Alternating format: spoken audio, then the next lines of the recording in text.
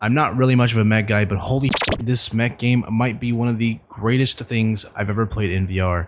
And if you haven't heard of it, then strap in.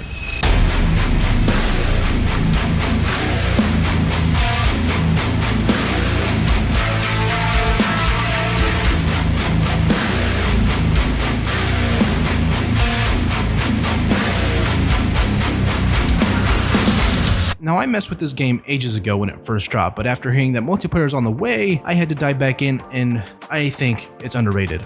This is Underdogs. Now, if you've been around the channel a while, I loathe roguelites. There's been a select few that I actually enjoy, and this one is getting added to that list. There's quite a few differences compared to the others that I've played that make this an amazing experience. The combat is like no other. The hack and slash and shooting just doesn't exist. Instead, in the beginning, you do a bunch of like boxing. You get out your inner Mike Tyson without the lisp, and you duke it out with robots, specifically designs like roaches, dogs, gorillas, and the occasional boss. And I must say, destroying these robots are actually quite cathartic. There's something about it, just I don't know what it is, but it's like therapy. It really is therapy. Now the vibe is perfect. The art style's got that grimy comic book feel, that look, that dialogue is ripped straight from its panels like a manga, and the soundtrack is chef's kiss to me. Anyway, it kind of feels like an anime, sort of like you're in an anime, like I don't know, anime. Specifically Samurai Champloo. Clobbering robots while blasting music feels like I'm venting years of rage out of my system, which the pent-up rage is accumulating. This underground dystopian megalobox meets VR chaos is honestly sick as fuck. It's one of the coolest designs ever. Thought so. Without the gear, you're no boxer. The gorilla, the bosses, the characters, even though they're still that 2D style, I still vibe with it. There's just something about it that just really itches the brain, if that makes any sense. Now, this is not flawless. Yeah, I wish there was a proper campaign instead of losing progress every time you screw up, but hey, that's just roguelites. They're a black plague of VR, and that's just my honest take. They always come back no matter what, even if a vaccine exists. Now, while roguelites make you restart every time you lose, this one doesn't feel that bad, but I would still rather have a linear feel, even if it was super long. Personally, I enjoy it quite a lot. It has gadgets that you can change out on your gorilla, the upgrades, the need to repair. It's really in-depth in all honesty, and the way to proceed is nice, especially with, again, this dystopian apocalyptic feel with the setting. If you just look at the panels and the days that go by, you can definitely see that it's got that Megalobox feel if you've ever watched Megalobox or read it. I really like this feeling. And while it's not the most interactive VR game when it comes to the in-between of things, it all comes back to that blissful rampage that you can just unleash. You can have thousands, yeah, I think 1,000 might be right. It might even increase, I'm not sure. Thousands, hundreds rather, of different combinations to your mech. Whether you want a saw with different kinds of upgrades, whether you want something to shock something, or stun something even longer, or have a higher health pool, any kind of stuff. There's just so many upgrades that you can do to your gorilla. And also the characters, they switch out.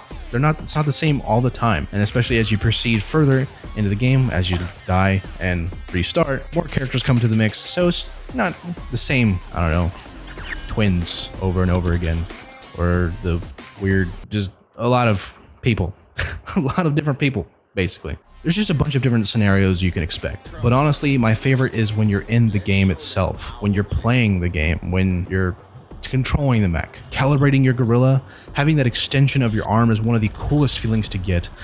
Honestly, it's difficult to understand sometimes because you wouldn't think this would ever happen. I'm sure maybe some military thing exists where you jump in a suit and your arm might be here, but the arm on the thing you're controlling is way out there.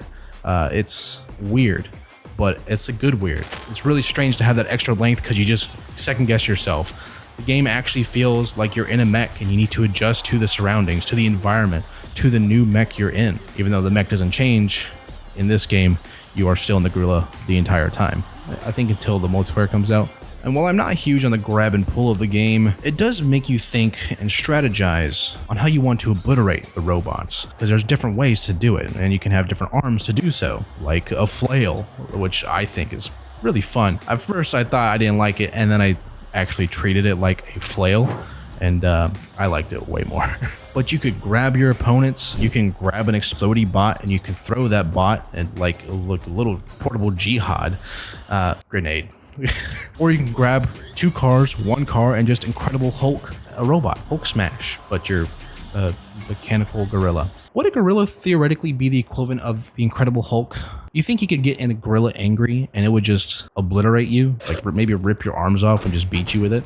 Maybe that's where the inspiration for the Incredible Hulk came from. I don't know. I can see it happening. And you know, just for a test, I decided to actually try playing this game to the music I normally listen to. While the soundtrack is great, it's not normally my type of music. My music is like death metal, heavy metal, all that stuff, ranging from Alice in Chains to, I don't know, a Cranius or Guttural Slug, if anybody knows who that is. But in this case, shout out to The Last 10 Seconds of Life and the rest of my villain music playlist. Say 10 by Marilyn Manson really kicked me in overdrive. There's something about that song that just made me want to dropkick a child even further than anything else. And The Last 10 Seconds of Life, their entire discography just makes me want to just, I don't know, rip somebody to shreds, grab somebody's ass cheeks and just... You know, I'm actually quite excited for the multiplayer to release, because I can only imagine the dumb shit that the homies and I will do. I don't know if it's going to have 2 players, 4 players, I don't know. But it'll be worth the wait, in my opinion. How long the wait is, though, there's no information on anywhere. I have no idea. But for now, I'll just get in my gorilla and destroy all the shit in my path. I might even do it after this. So again, for now, I'll keep climbing into my gorilla and smashing everything in sight. Now, hey, Underdogs dev, that would be a good little add-on you got there. You know, change your hands to or just add more obstacles, like half a car, so you can, you know, Hulk smash. That'll get that little nerd out in me. And if you're into mech games, or you just want a VR title that just lets you unleash carnage in the most cathartic way possible, check out Underdogs. It's actually, again, really underrated in my opinion, even though it's like, I believe it's in the top selling of the Meta Store, which, congrats. It's worth it.